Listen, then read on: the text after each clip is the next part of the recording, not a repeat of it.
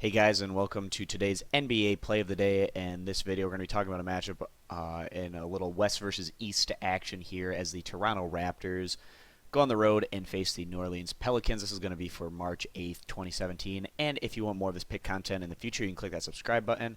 And if you want our daily free play, you can head on over to our main website, stumpthespread.com, and I will throw a link to Stump the Spread down in the video description if you want to access us through those means. So heading into this matchup, we have the Toronto Raptors, who currently right now are standing 37 and 26 overall. Not quite as good on the road, standing 16 and 15 away from their home court. And also with Kyle Lowry out, Toronto isn't able to live up to their full potential as a team. Toronto still sitting safely in that Eastern Conference playoff picture, but definitely still playing for seeding at this point in the year as we head down the stretch here over the next couple months as we head closer to the postseason. Right now, the Toronto Raptors here coming off of a loss in their last outing on the road against the Milwaukee Bucks. Toronto didn't look all that solid on the offensive end as they went on to lose to the Bucks by a final of 94 to 101. Prior to that, the Toronto Raptors did look good in their prior outing, beating the Washington Wizards on the road by a final of 114 to 106 after losing to the Wizards in their outing before that at home in what was a home-and-home series there with the Washington Wizards. But now in this one, heading into their third straight road game, that can always have a wearing effect on a team, especially a team that's not at full strength. So Toronto going in here against the New Orleans Pelicans. New Orleans made the big splash at the trade deadline as they really committed highway robbery there with what they were able to get DeMarcus Cousins for.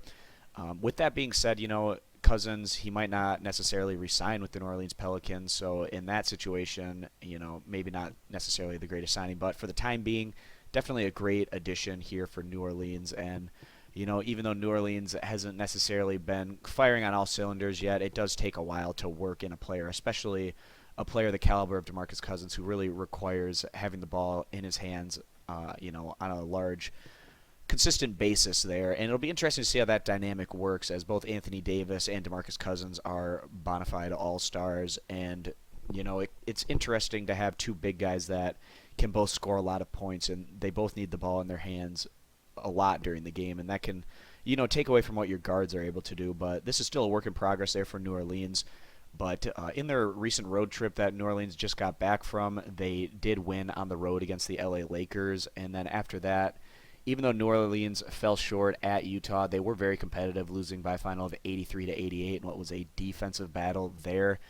Playing close on the road against a team like Utah, is actually a good signal here for New Orleans, even though they weren't able to get the win.